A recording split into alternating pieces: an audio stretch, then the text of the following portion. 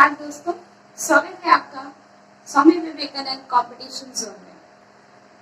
दोस्तों, हम लोग चाइल्ड डेवलपमेंट की एक सीरीज पढ़ रहे हैं जिसमें हम लोगों ने चाइल्ड डेवलपमेंट के बारे में पढ़ा, ग्रोथ के बारे में पढ़ा, चाइल्ड डेवलपमेंट के प्रिंसिपल्स के बारे में पढ़ा और बहुत कुछ जानकारियां एकत्रित की।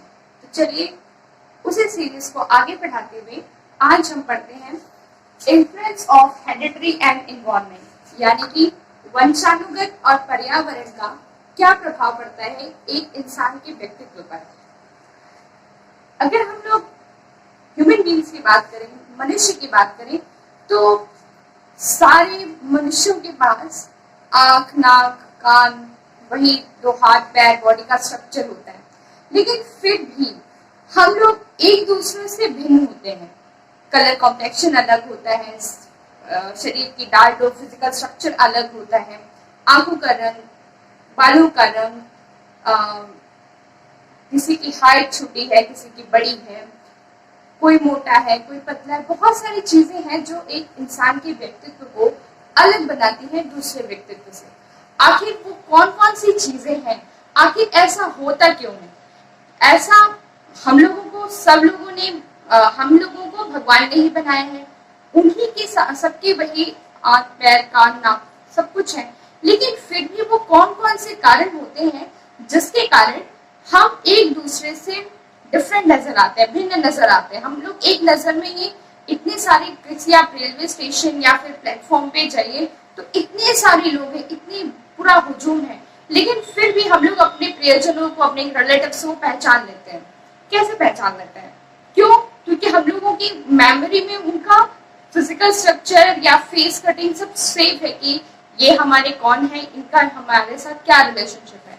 इतने सारे लाखों करोड़ों की जनता होते हुए भी हम लोग कैसे सब लोगों से डिफरेंट होते हैं, ठीक है? और आखिर कौन कौन से कारण होते हैं कि हम अलग हैं? और कभी कभी ये भी होता है कि अगर ये होता है कि चलो भी वंशानुगत कारणों से हमें हमारे फिजिकल क्वालिटीज जो है हमारे पेरेंट्स से मिलती हैं, लेकिन उसके बावजूद जब एक ही पेरेंट्स के जो बच्चे होते हैं, भाई बहन है, भाई भाई है, बहने बहने हैं, उनकी क्वालिटीज बिल्कुल अलग होती हैं।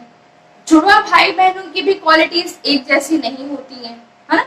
अगर बेशक वो लोग देखने में एक जैसे दिखाई देते हैं, लेकिन उनकी क्वालिटीज, उनका जो कैरेक्टरिस्टिक्स है, वो सारी चीजें डिफरेंट होती हैं।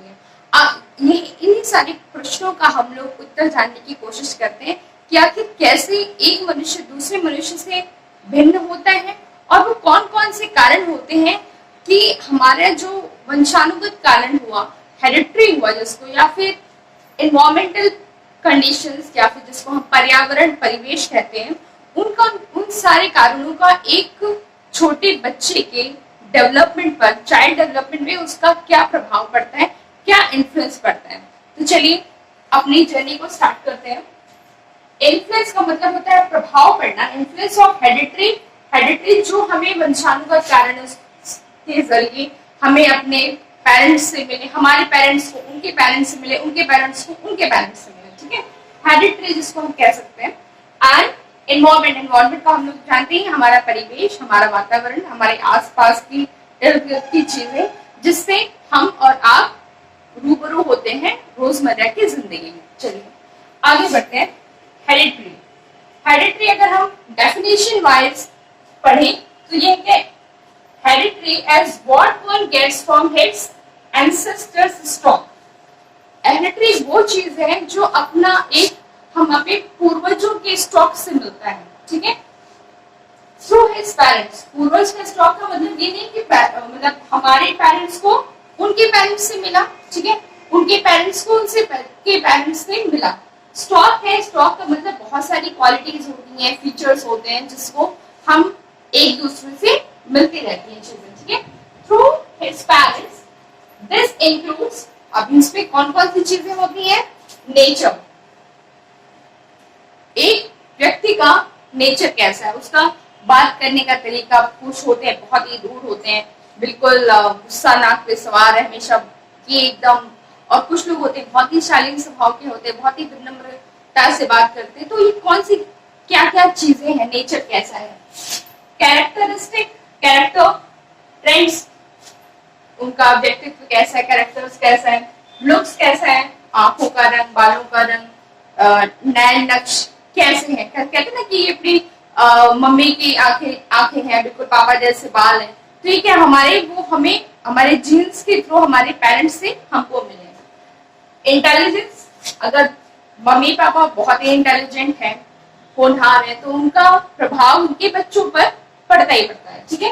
एंड कॉग्निटिव स्किल्स, जो हमारी मॉरल स्किल होती है, विनम्रता का भाव है, ये सारी की जो क्वालिटीज है, मॉरल डेवलपमेंट जिसको हम कहते हैं, नैतिकता, उन सब चीजों का किस तरह से प्रभाव पड़ता है, ये सारी चीजें हमें वंशानुगत कारणों से अपने पेरेंट्स के थ्रू मिलती है। अब जैसे कि बच्चा जिस माहौल में रह रहा है, ठीक है, एक छोटे से बच्चा है, अगर उसके पेरेंट्स बहुत ही लविंग है, बहुत ही केयरिंग है, तो वो क्या है, वो अपने जब सॉफ्ट टॉयज के साथ खेलता है तो भी वही उसी तरह से प्रोटेक्टिव नेचर होता है उसका, जिस तरह से उसके पेरेंट्स उसके साथ डील करते हैं। तो वो किस तरह से वो आया उस बच्चे के अंदर, वो क्वालिटीज, क्योंकि उन्होंने अपने मम्मी पापा को देखा, अपने और भी घर के बाकी सदस्यों को देखा कि वो उनके साथ किस तरह से पेश आ रहे हैं, किस तरह से बातचीत कर रहे हैं। तो वही चीज जब, क्योंकि बच्चा भी, छोटा बच्चा भी डिफरेंशिएट नहीं कर पाता है कि ये लिविंग ऑर्गेनिज्म है या फिर नॉन लिविंग थिंग है, ठीक है, तो वो अपने सॉफ्ट टॉयज के साथ, गुड्डे गुड़ियों के साथ भी उसी तरह से बर्ताव करता है जैसे कि सच में उनके अंदर जान हो, ठीक है। वो उनके साथ हंसता है, खेलता है, कभी डांटता भी है, तो वो सारी चीजें क्या है कि वो वही बर्ताव करता है जो उसके साथ बिहेव किया जाता है उसके प्रियजनों वाला के द्वारा, ठीक है। तो ये इन्फ्लुएंस हुआ कि हम जिस तरह से कर रहे हैं।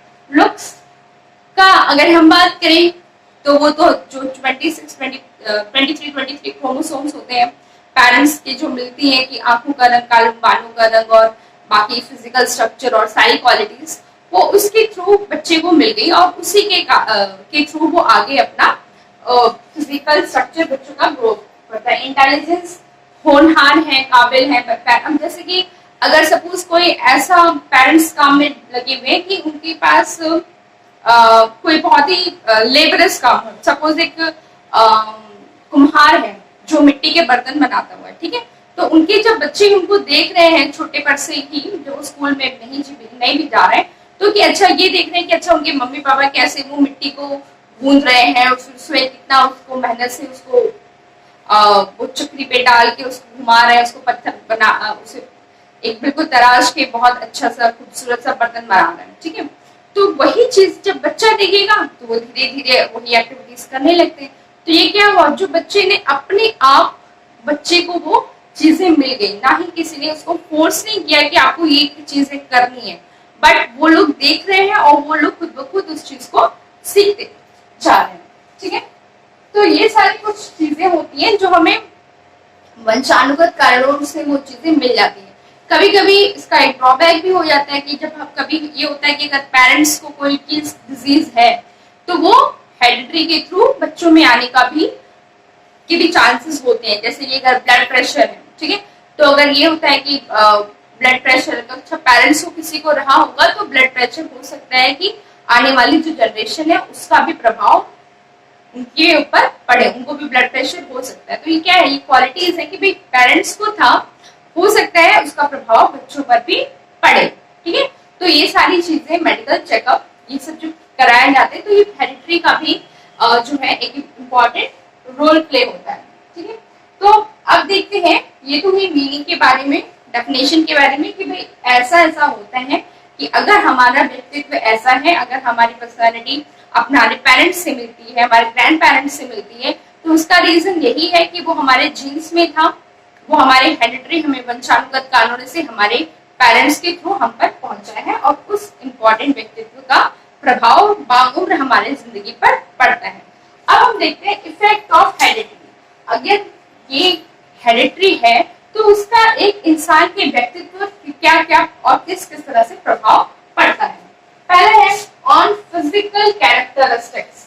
फिजिकल कैरेक्टरिस्टिक्स जैसे कि हम लोगों ने अभी डिस्कस किया कि अगर पेरेंट्स की हाइट बहुत अच्छी है, फिजिकल स्ट्रक्चर अच्छा है, तो ये होता है कि मम्मी पापा की अगर फिजिकल स्ट्रक्चर अच्छा है तो बच्चे का भी फिजिकल स्ट्रक्चर अच्छा होता है, इम्यून सिस्टम स्ट्रांग है तो बच्चे का भी स्ट्रांग होता है, उनकी रोग प्रतिरोधक क्षमता अच्छी होती है। वो अगर बहुत पतले दुबले से हैं, ठीक है, तो अगर पेरेंट्स, तो उनके बच्चे भी उसी तरह से पतले दुबले होते हैं।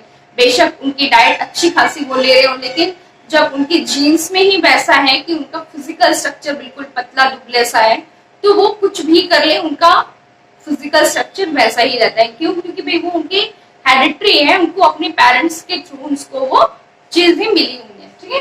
तो फिजिकल और इंटेलिजेंस, इंटेलिजेंस अगर कई बार आप लोगों ने न्यूज़पेपर्स में भी देखा होगा कि जब पीएमटी वगैरह के रिजल्ट्स निकलते हैं तो ये होता है कि डॉक्टर के घर में फिर से आ रहे हैं डॉक्टर। ऐसा क्यों होता है कि जो पेरेंट्स डॉक्टर थे उनके बच्चे डॉक्टर बन जाते हैं? मतलब हमेशा ऐसा नहीं होता है, बट ऑब्वियसली ये अपने एफर्ट्स पे निर्भर करता है। लेकिन ऐसा क्यों होता है कि अगर पेरेंट्स एजुकेटेड हैं, वेल टू डू हैं, तो उनके बच्चे भी अच्छी क्वालिटीज वाले होते हैं। या फिर अगर देखिए पेरेंट्स अगर कोई बहुत ही अच्छा म्यूजिक प्ले करते हैं तो उनके बच्चे भी खुद ब खुद वो इंस्ट्रूमेंट्स प्ले करने लगते हैं। क्यों होता है? क्योंकि वो बच्चे के अंदर वो क्वालिटीज, वो इंटेलिजेंस आ गई है अपने पेरेंट्स के थ्रू, ठीक है। तो अब उनके पेरेंट्स होनहार थे, काबिल थे और इंटेलिजेंस लेवल था, तो उन्होंने बचपन से ही बच्चे को वो माहौल दिया, बच्चे को वो अपने आप खुद ब खुद वो माहौल मिला जिसके थ्रू वो और अच्छे से अपने उन सब प्रतिभाओं को और उजागर कर सके, उनको और बढ़ावा दे सके, उनको और निखार सके।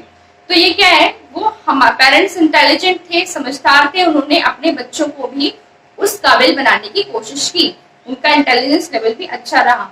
अगर पेरेंट्स उतने मतलब कि बुद्धिमान नहीं है सपोज, या फिर बिल्कुल मंद बुद्धि के हैं, बस धीरे धीरे अपना जो काम है वो सब कर पाते हैं, तो वो क्या है कि वो उसका इफेक्ट बच्चों पर भी पड़ता है। अब ये अभी हम लोग आगे इन्वायरमेंट पे भी पढ़ेंगे इस चीज। तो ये क्या है, हेरिडिटरी के थ्रू हमें वो चीजें, क्वालिटीज हमको ऑलरेडी मिल रखी ऑन कैरेक्टरिस्टिक्स, कैरेक्टर बिल्डिंग। ऐसा क्यों होता है? ये बहुत ही इंपॉर्टेंट टॉपिक है। अगर देखिए, अगर कैरेक्टर बिल्डिंग, अगर पेरेंट्स जो है उनका कैरेक्टर बहुत ही अच्छा है, ठीक है, वो बहुत ही चरित्रवान है, ऊर्जावान है, अपने एल्डर्स की रिस्पेक्ट करते हैं और आगे जो भी चीजें हो सकती हैं उसका है, तो उसका प्रभाव बच्चे पर पड़ता है, ठीक है। जैसे कि हम लोग देखते आ रहे हैं कि रामायण है, महाभारत है, इन सब चीजों में क्या है कि वो देने की क्या कोशिश करते हैं कि कैरेक्टर बिल्डिंग, वहां पे क्या चरित्र का बहुत ही इंपॉर्टेंट रोल प्ले किया जाता था। क्यों? क्योंकि पहले जब हम लोग आश्रम सिस्टम हुआ करता था भारत में, तो वहां पे क्या है कि नैतिक शिक्षा, जैसे कि धनुर्विद्या दी जा रही है, उनको गाय पालना, पशुपालन, सब कुछ सिखाया जाता था। तो उसमें ये भी है कि कैरेक्टर बिल्डिंग का भी एक इम्पोर्टेंट रोल होता था, मॉरल डेवलपमेंट जिसको हम कह सकते हैं। अगर वो चीज हमें एनवायरमेंट से मिल रही है, पेरेंट्स का मॉरल डेवलपमेंट हुआ है, वो किस तरह से अपने बड़ों का, बुजुर्गों का आदर करते हैं, सम्मान करते हैं, उनसे डील अप करते हैं, तो वही सारी चीजें बच्चे भी देखते हैं और वही चीज, सारी चीजें वो सीखते रहते हैं। तो वो क्या है, अगर पेरेंट्स का कैरेक्टर अच्छा है, इन्फ्लुएंस अच्छा है, मॉरल बिल्डिंग अच्छी है, तो वो सारी चीजों का प्रभाव बच्चे पर पड़ता है, क्योंकि वो चीजें वो खुद ब खुद अपने आप वो देखकर भी सीखता रहता है और उसके अंदर की जो क्वालिटीज है वो आती है अपने पेरेंट्स के थ्रू, ठीक है। तो ये सारी कुछ क्वालिटीज हैं जो हमें हेरिडिटरी मिलती है, हमें और आपको भी मिली हुई है, अपने पेरेंट्स को, आपको अपने पेरेंट्स से, ठीक है। तो ये इसमें हमारा कोई वश नहीं है, ठीक है। ये नहीं कि हम ये नहीं चाहते थे कि अगर हमारे पापा की हाइट बहुत अच्छी है तो हम छोटे क्यों रहेंगे, हम भी अपनी हाइट को बढ़ा करेंगे। देखिए क्वालिटीज क्या मिल पाती है पेरेंट्स पे, that is not in our hand, ये हमारे हाथों में नहीं है। लेकिन बाकी सारी जो चीजें जो इंसान डेवलप करता है, खुद को निखारता है, वो पेरेंट्स और बच्चे के हाथ में होती है। तो ये सारी हुई बातें हेरिडिटरी जो हमें वंशानुगत कारण। अब हम लोग ये जानते हैं कि हेरिडिटरी का हमारे व्यक्तित्व पे उसका क्या सिग्निफिकेंस है या क्या इम्पोर्टेंस है, ठीक है। तो पहला ये है कि it lays down the foundation for the intellectual potential and ability of a child. Foundation का मतलब क्या हुआ कि बुनियाद है। अगर जो हेरिडिटरी है वो एक बुनियाद का काम करता है कि बच्चे के अंदर क्या, उसके अंदर क्या काबिलियत है, क्या उसकी एबिलिटी है, ठीक है। जैसे कि अगर हम, आप लोगों ने कई बार देखा होगा कि जो फिल्म स्टार्स होते हैं उनके जनरली बच्चे फिल्म स्टार्स बनते हैं या फिर डायरेक्शन, प्रोडक्शन, मतलब उसी से रिलेटेड एक्टिविटीज में ही इन्वॉल्व होते हैं मोस्टली। ऐसा क्यों होता है? क्योंकि वो बचपन से उसी माहौल में देख रहे हैं कि मेरे मम्मी पापा उसी वही काम कर रहे हैं। अगर उनका ब्रेक भी है, छुट्टी है, वेकेशंस है, स्कूल ले गए, तो वो कह रहे उसी सेट्स पे जाके वो देख रहे हैं कि किस तरह से शूटिंग हो रही है, किस तरह से कैमरा सेट है, किस तरह से लाइटिंग हो रही है, ईच एंड एवरीथिंग। तो वो क्या है कि वो एक फाउंडेशन, एक बुनियाद का काम तो वो हो चुका है। क्यों? क्योंकि वो क्वालिटीज उनको ऑलरेडी अपने पेरेंट्स से मिली हुई है, अपने जीन्स के थ्रू उनके अंदर वो क्वालिटीज हैं।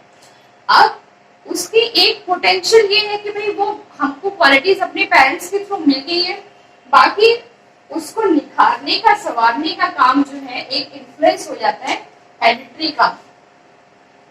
वंशानुगत कारणों से हमें वो चीज मिली है और बाकी की जिंदगी में हमें उसी चीज को और निखारने का काम करना है। ठीक है।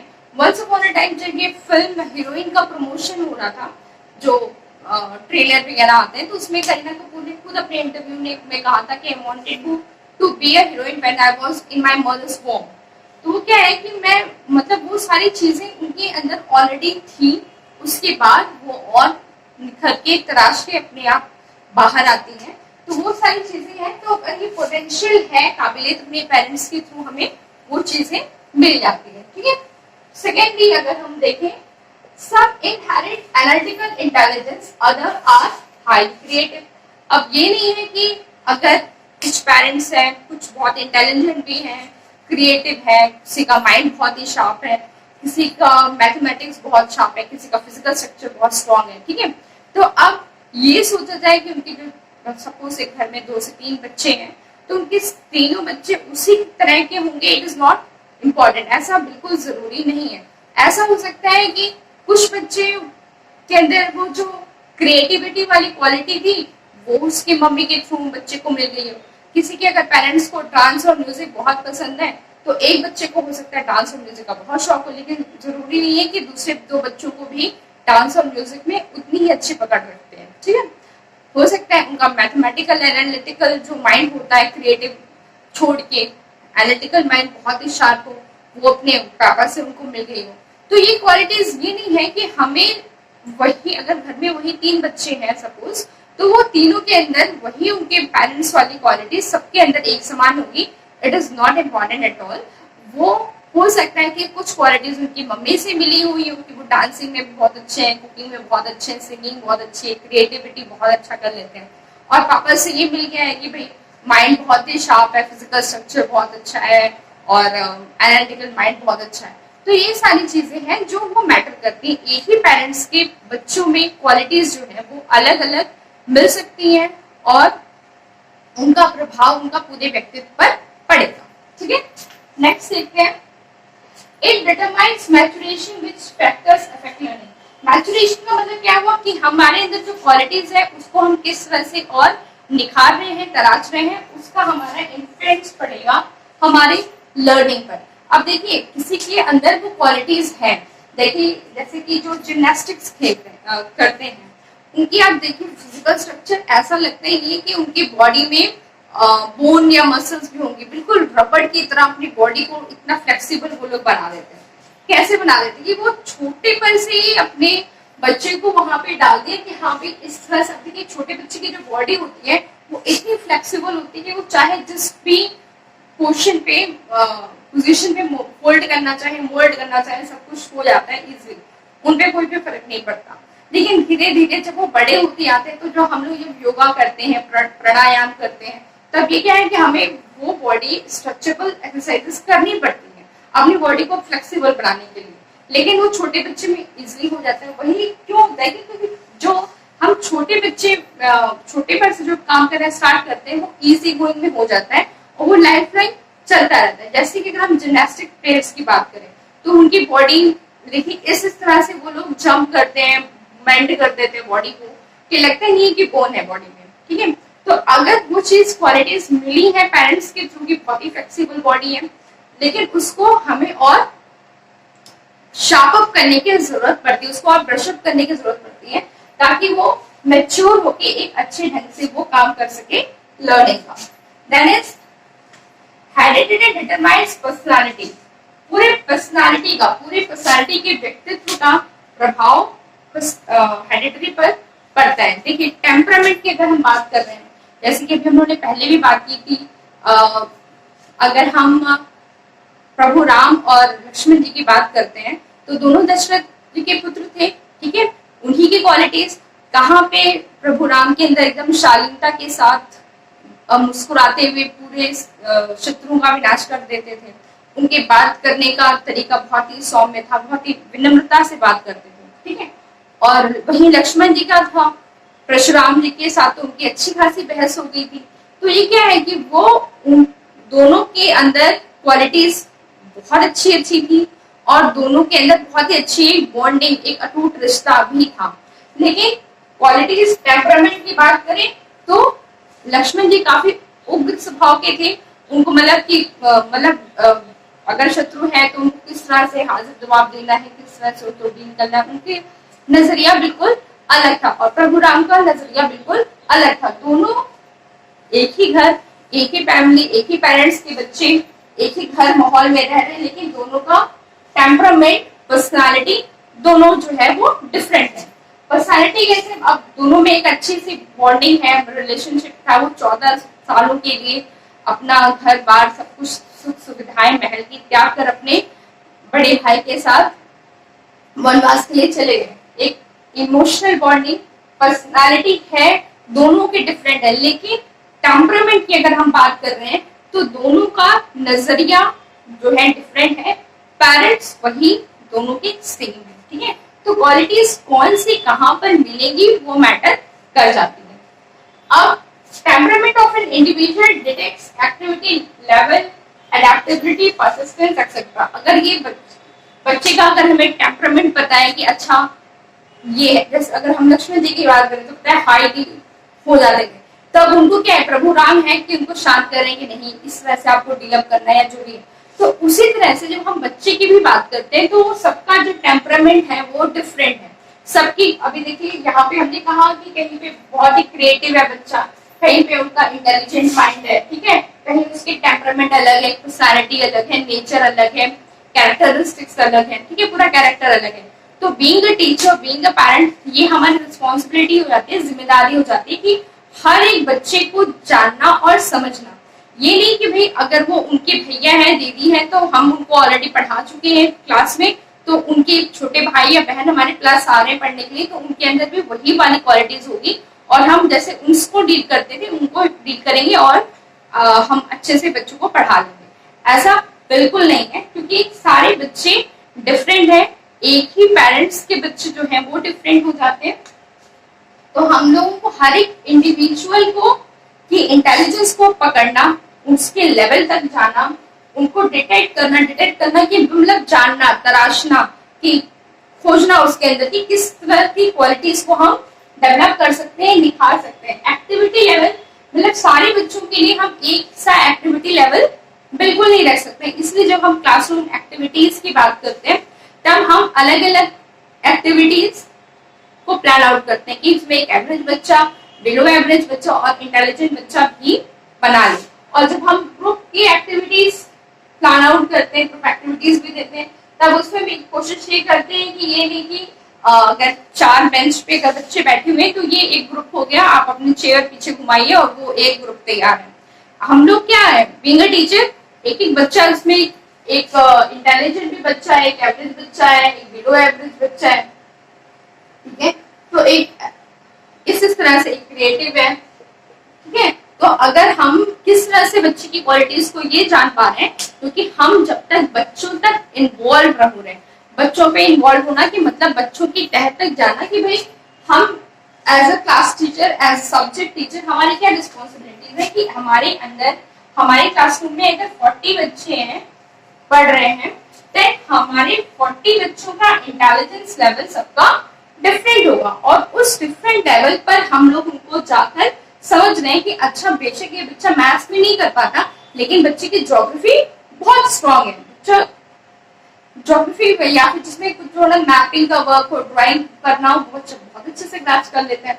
बच्चे का बोलने का तरीका बहुत अच्छा है, रीडिंग बहुत अच्छे से हो जाती है, राइम्स को बहुत ही वॉइस मॉड्यूलेशन के साथ प्रेजेंट कर देते हैं। तो ये हमें कैसे पता चलता है? जब तक हम बच्चे तक इन्वॉल्व नहीं हो रहे, हम लोग ये सारी चीजें नहीं जान पाएंगे। उसके बाद जब हम ये डिटेक्ट करने के बाद का मतलब यही है कि हम बच्चों को समझ रहे हैं कि हर एज अ पेरेंट्स भी, अगर हम घर पे पेरेंट्स है डील कर रहे हैं बच्चों के साथ, या फिर हम स्कूल में हैं बच्चों के साथ हैं, तो हम उन सब चीजों को डीलअप कर रहे हैं कि किस तरह से बच्चों को हमें निखारना है, उनको तराशना है, उनका एक्टिविटी लेवल किस किस तरह से हम एक्टिविटीज को हम प्लान आउट कर सकेंगे, ताकि हम बच्चों को और बेहतर ढंग से पढ़ा सके, समझा सके। अडेप्टेबिलिटी, अगर हम बच्चे को हम बता रहे हैं कि इस तरह से चीजें हैं, तो हम किस तरह से उसको उनकी एक्टिविटी के कारण उसको अडॉप्ट कर सकते हैं, उसको निखारने की कोशिश कर सकते हैं। परसिस्टेंट का मतलब हमेशा लगातार चलने वाली प्रक्रिया है। ये नहीं कि हमने एक बार बच्चों को पढ़ा दिया, समझा दिया, उसके बाद खत्म है। अगर हम ये जानते हैं कि जुड़वा बच्चे भी क्वालिटीज के नहीं हो सकते हैं एक ही पेरेंट्स के, तो ये जो 40 बच्चे हमारे क्लासरूम से मिले हैं, वो किस तरह से अलग अलग माहौल से, अलग अलग परिवेश से, अलग अलग पेरेंट्स के बच्चे हैं। तो बीइंग अ टीचर हमारी ये रिस्पॉन्सिबिलिटी हो जाती है कि इन सारे बच्चों की क्वालिटीज को जानना, पहचानना और उस पे काम करना, ताकि हम पूरे ओवरऑल ग्रोथ के बच्चे की बात को हम कर सकते हैं। ठीक है, तो ये कुछ इंपॉर्टेंस होते हैं हेरिडिटरी के, कि हमें कुछ वंशानुगत कारणों से कुछ क्वालिटीज हमें अपने पेरेंट्स के थ्रू मिली। As a class teacher, as a parents, हमारी ये रिस्पॉन्सिबिलिटी है कि हम उनको जाने, समझें। अगर बच्चा देखते हैं कि डांसिंग और म्यूजिक में बहुत अच्छा है, तो हम उस चीज को प्रमोट करें। बच्चे का मैथ बहुत अच्छा है, तो मैथ के क्विज आते हैं, या फिर ओलंपियाड होता है, एग्जीबिशन हो रहे हैं, कुछ भी हो रहा है, तो ऐसी सारी चीजों में बच्चों को और प्रमोट करने की कोशिश करें। बच्चा अगर क्रिएटिव है, तो ड्राइंग कंपटीशन है, आर्ट एंड क्राफ्ट एग्जीबिशन है, इस तरह की एक्टिविटी स्कूल में कराएं, ताकि जो उस तरह के बच्चे जो क्रिएटिव माइंड रखते हैं वो और एक्सप्लोर हो सके, उनको और आगे प्रतिभा को निखारने का मौका मिल सके। एग्जीबिशन लगा है तो उसमें बहुत सारे बच्चे कुछ ना कुछ नया बना के प्रेजेंट कर रहे हैं। साइंस है, किसी बच्चों का साइंस का पकड़ बहुत अच्छी है, तो जो साइंस की कमेटीज होती है स्कूल में, वो साइंस एग्जीबिशन लगवा रहे हैं या साइंस पे एक्सपेरिमेंट करके बच्चों को दिखाए जा रहे हैं। तब ये क्या है कि एक के थ्रू हम कई सारे बच्चों को वो मैसेज कन्वे कर दे रहे हैं, और हम उनकी जो प्रतिभा है उसको भी निखारने का हम काम कर रहे हैं। तो ये हेरिडिटरी के थ्रू मिलना ये हमारे वश में नहीं है, लेकिन जो हमें हेरिडिटरी के थ्रू मिला है उसको और बढ़ावा देने का, निखारने का काम पेरेंट्स और टीचर्स का जरूर होता है। तो ये कुछ कारण हुए जो हमारे हेरिडिटरी को इन्फ्लुएंस करते हैं, उसका सिग्निफिकेंस है हमारी एजुकेशन के ऊपर। तो चलिए अब हम जानते हैं कि एनवायरनमेंट का क्या प्रभाव पड़ता है एक इंसान के व्यक्तित्व के ऊपर। चलिए अब हम ये जानते हैं कि एनवायरनमेंट का यानी पर्यावरण का एक व्यक्तित्व पर क्या फर्क पड़ता है या क्या प्रभाव पड़ता है। सबसे पहले हम जानते हैं कि एनवायरनमेंट वर्ड इवैल्यूएट कहाँ से होता है, उसका इवोल्यूशन कहाँ से होता है, कहाँ से आया। एनवायरनमेंट वर्ड जो है वो एक एक्चुअली फ्रेंच वर्ड है, इन्वोनिया, उससे इजाद हुआ है एनवायरनमेंट, और जिसका मतलब होता है टू सराउंड। ठीक है, यानी कि इन्वोनिया का मतलब होता है कि सराउंड करना, उसी से हमारा वर्ड एनवायरनमेंट इजाद हुआ है, निकल कर आया है। और एनवायरनमेंट क्या होता है, हमारा परिवेश, वो सारी चीजें जो हमको एक सराउंड करती है, हमारे आसपास की चीजें, जैसे कि लाइट है, पंखा है, कूलर है, ये सारी चीजें, रिवर्स है, माउंटेन्स है, प्लेट्यूज है, हमारे आसपास जो भी हम देख रहे हैं, जो हमारे इर्द गिर्द है, शॉप्स हैं, बाजार है, लिविंग, चाहे वो नेचुरल थिंग है या मैनमेड थिंग है, ये सारी चीजें जो हमारे आसपास एक ब्लैंकेट की तरह हमको कवर करती है। ब्लैंकेट क्या होता है, हम कवर अप कर लेते हैं अपनी पूरी बॉडी को, उसी तरह से एनवायरनमेंट होता है जो हमारे आसपास हमको कवर अप करके रखा है, उसको हम एनवायरनमेंट करते हैं, हमारा सराउंडिंग, हमारे आसपास की चीजें। ठीक है, उस सारी चीजों का एक बच्चे के, एक इंसान के व्यक्तित्व पर उसका क्या प्रभाव पड़ता है, किस तरह से उसके व्यक्तित्व को अफेक्ट करती है, इन सारी चीजों को हम जानते हैं। सबसे पहले हम जानते हैं कि एक डेफिनेशन भी पढ़ लेते हैं। ये डेफिनेशन दी गई होल्डर एंड डॉगन्स की द्वारा बताई गई है।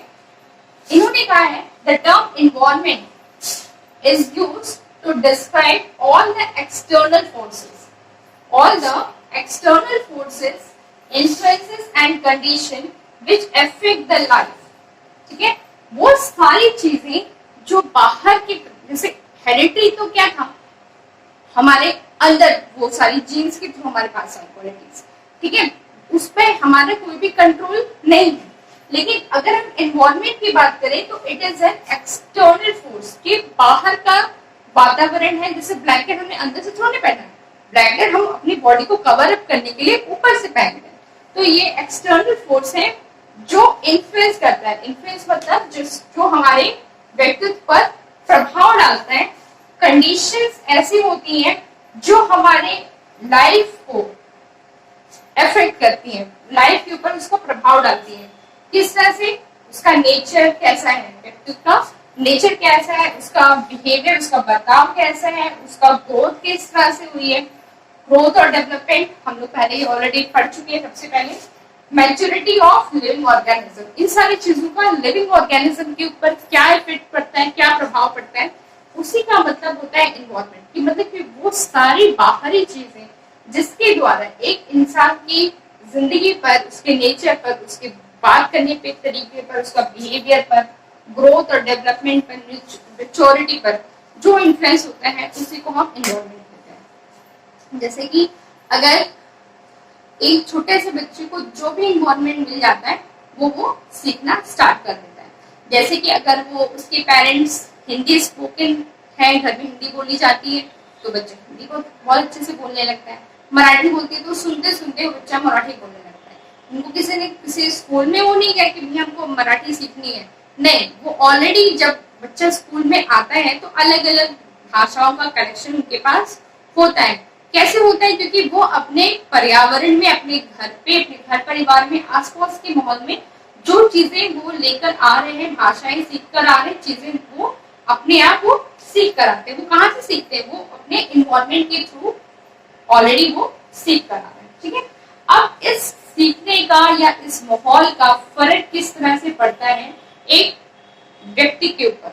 ठीक है, अब हम देखें, चलिए इसको जानते हैं, इफेक्ट ऑफ एनवायरनमेंट, यानी कि परिवेश का क्या प्रभाव पड़ता है एक व्यक्ति के ऊपर। फिजिकल डिसिमिलैरिटीज, फिजिकल जैसे भी हम लोगों ने हेरिडिटी की बात की तो हम वंशानुगत कारणों से एक दूसरे से भिन्न नजर आते हैं, लेकिन फिजिकल डिसिमिलैरिटीज भी होती हैं। कैसे? जैसे आप लोगों ने नोटिस किया होगा कि जो नदर्न पार्ट्स ऑफ इंडिया में रहते हैं, जैसे कि पंजाब हुआ, दिल्ली हुआ, कश्मीर हुआ, जहाँ पे कोल्ड टेम्परेचर होता है, वहां के लोगों का कलर का कॉम्प्लेक्शन फेयर होता है। ठीक है, और जैसे ही हम लोग साउथ की तरफ मूव आउट करना स्टार्ट करते हैं तो वहां पे इक्वेटर के पास होने के कारण वहां पर टेम्परेचर ज्यादा होता है, तो वहां के लोगों का कॉम्प्लेक्शन उतना फेयर नहीं होता, वेटिश कलर होता है। साउथ अफ्रीका, वेस्ट इंडीज की बात करें तो वहां के लोगों का कलर ब्लैकिश होता है। क्यों होता है? क्यों? क्योंकि इतनी हीट है वहां पर, कलर वैसे ही हो जाता है। ठीक है, अगर हम कनाडा या इंग्लैंड इन सब की बात करें कि वहां का टेम्परेचर कैसा है, बहुत ही कोल्ड है एज कम्पेयर टू इंडिया, तो वहां के लोगों का कलर काफी फेड आउट होता है। ठीक है, तो ये फिजिकल डिसिमिलैरिटीज हुई। अब इसमें हेरिडिटी का उतना रोल नहीं है, हमारा जो फिजिकल एनवायरनमेंट है वो वैसा है। जैसे जो माउंटेन्स पे लोग रहते हैं, ठीक है, माउंटेन्स एरियाज पे, जो हिली एरियाज पे लोग रहते हैं, तो उनका जो लोअर लिम्स होता है वो काफी स्ट्रॉन्ग होता है। क्यों? क्योंकि अक्सर उन लोगों को ये माउंटेन पे हाइट करके चढ़ना पड़ता है, तो उनकी हाइट कुछ कम होती है, लेकिन जो लोअर पार्ट होता है बॉडी का, ये जो हमारे लेग्स होते हैं, थाइस होते हैं, बटक्स होते हैं, वो उनकी काफी थिक और स्ट्रॉन्ग हो जाते हैं as compare to their height. क्योंकि काफी जो कुछ सपोज स्कूल बैग भी लेके जा रहे बच्चे, तो उनको वो कैरी आउट करके लेके जाना है ऊपर, तो काफी चढ़ाई का काम करना है, तो उनकी लोअर ट्रेन स्ट्रॉन्ग है लेकिन उनकी हाइट कम होती है। और आंखों का कलर, आंखों का स्ट्रक्चर, वो सारी चेंजेस होते हैं इन्वायरमेंट टू इन्वायरमेंट जो इफेक्ट करते हैं चीजों को।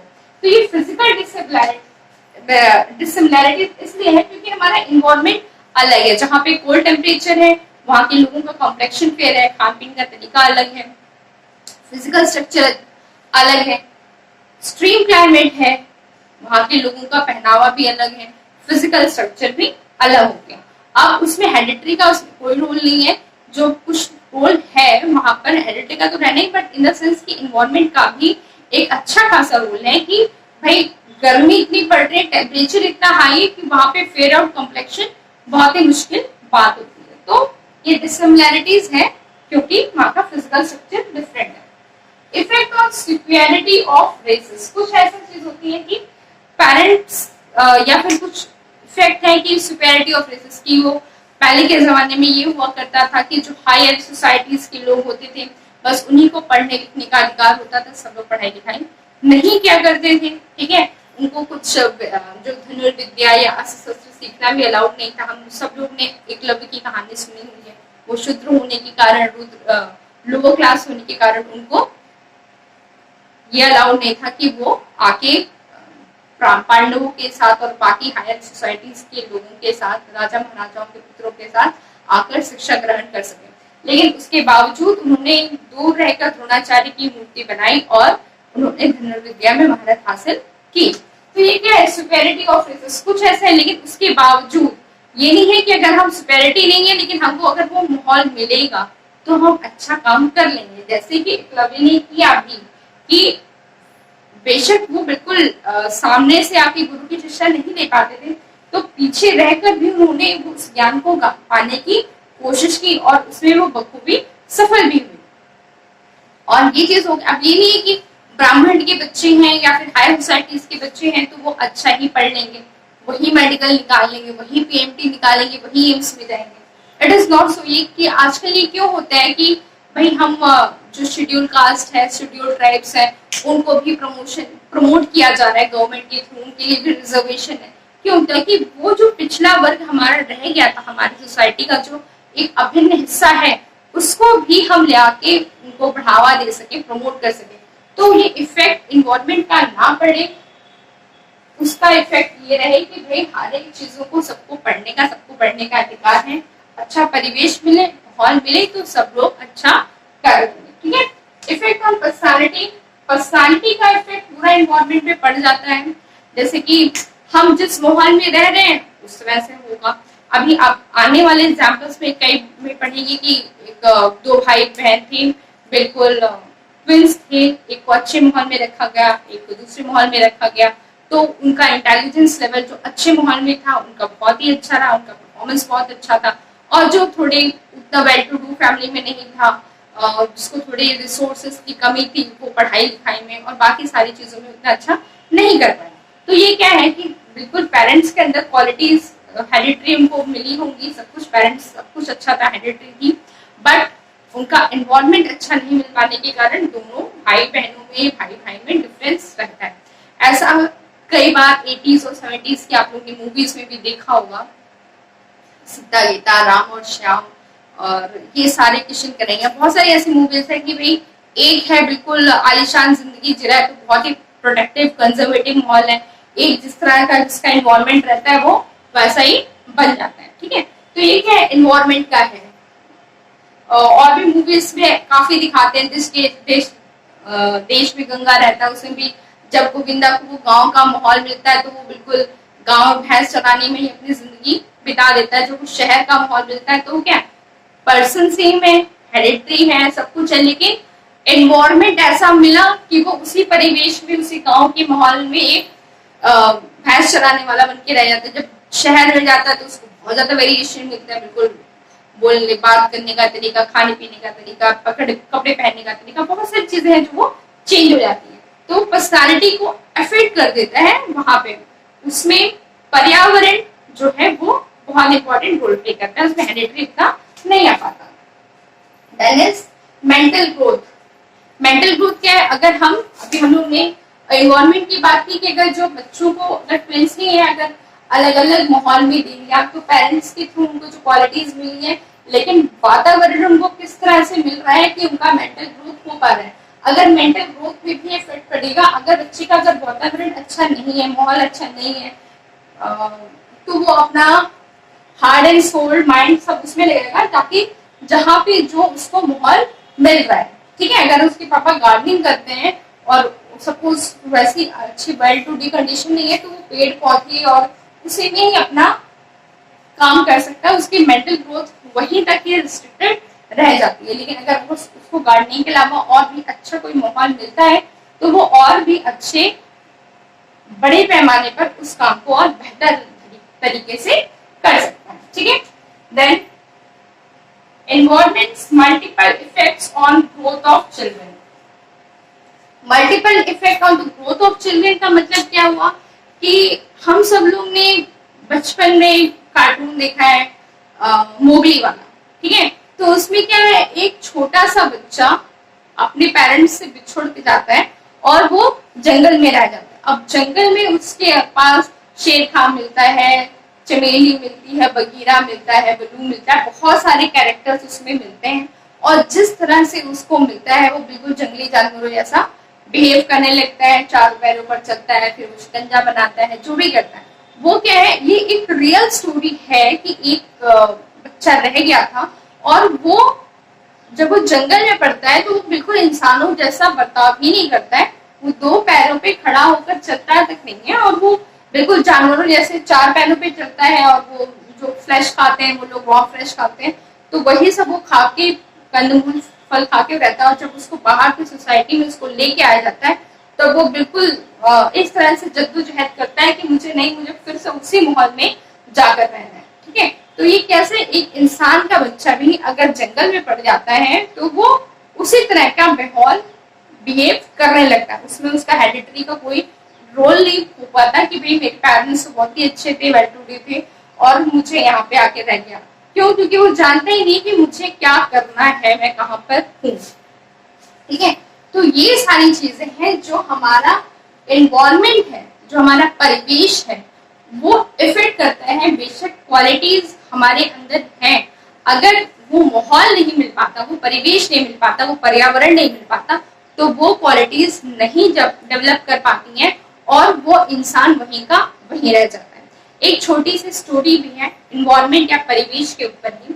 एक बार क्या होता है कि एक शेर का बच्चा, छोटा बच्चा शेर का, वो भेड़ों के झुंड में आके रह जाता है। ठीक है, तो जो भेड़ चलाने वाला लड़का रहता है वो देखता है भाई शेर का बच्चा मुझे मिल गया है, तो वो क्या करता है, उस शेर के बच्चे को भी लेकर आता है और बिल्कुल पालने लगता है जैसे वो भेड़ों के बच्चों को पालता पोसता है।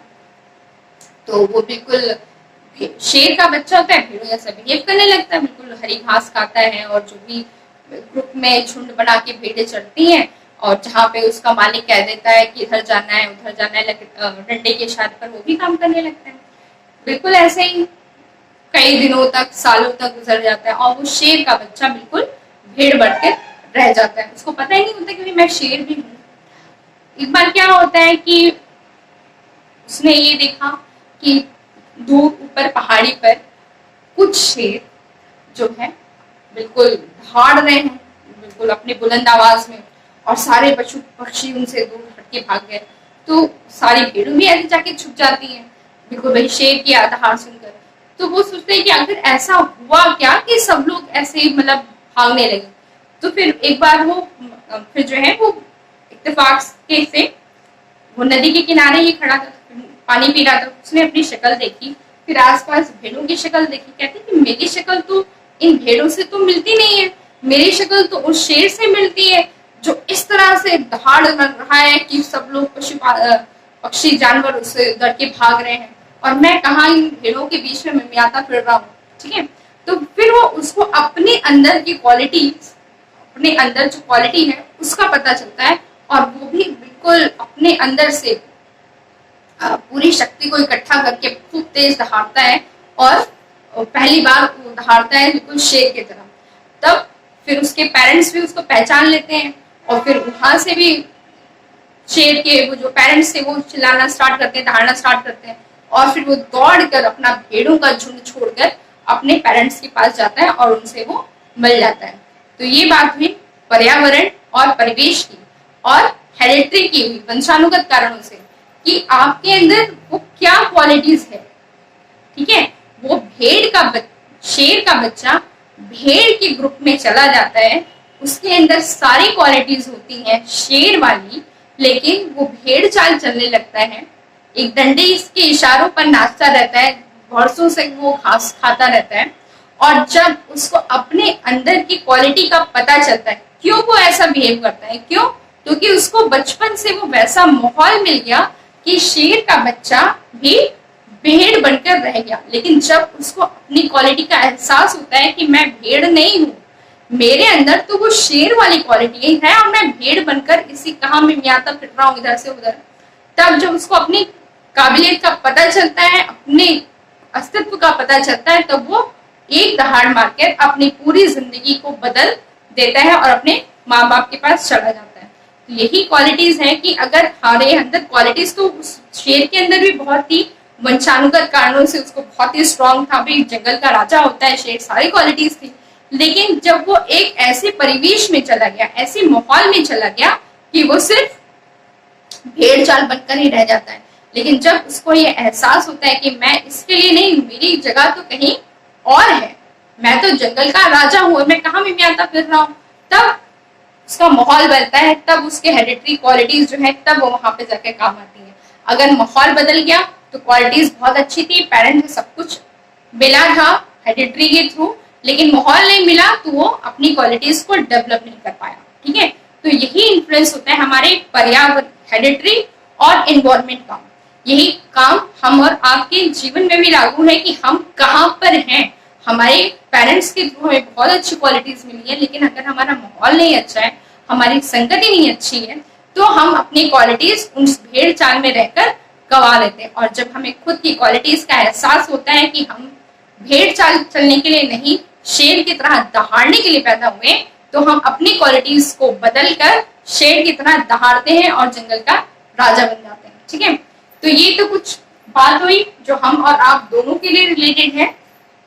लेकिन जब हम सीटेट की बात करते हैं या फिर किसी भी कॉम्पिटिटिव एग्जाम्स की बात करते हैं, तो हमेशा एक दो क्वेश्चन इस कुछ टॉपिक से बनते हैं कि नेचर और नर्चर, कि नेचर ने जो चीज दिया और नर्चर की हमने बच्चे को किस तरह से बड़ा किया, ठीक है, उसका क्या प्रभाव पड़ा उस व्यक्तित्व के ऊपर। कई सारी मूवीज का भी हम लोग ने एग्जाम्पल देख लिया कि क्वालिटीज वही है, माहौल बदला, बच्चा बदल जाता है।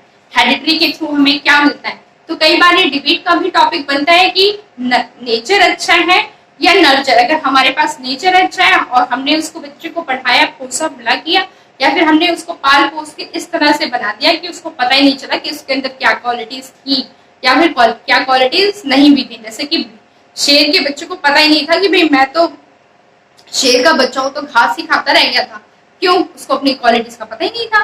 और जब पता लगता है तो चीजें बदल जाती हैं। ठीक है, तो ये सारी चीजें हैं जो हमारा इन्फ्लुएंस करता है। इससे रिलेटेड क्वेश्चंस के फॉर्म में पूछी जाती हैं चीजें को, इसलिए इसको बारीकी से समझना बहुत ही जरूरी था। तो चलिए, आज के लेक्चर यहीं पर एंड होता है। होप आप लोगों को ये टॉपिक्स क्लियर हुआ होगा और जल्द आपसे मिलते हैं एक नए टॉपिक के साथ। तब तक keep learning and keep growing. Thank you very much.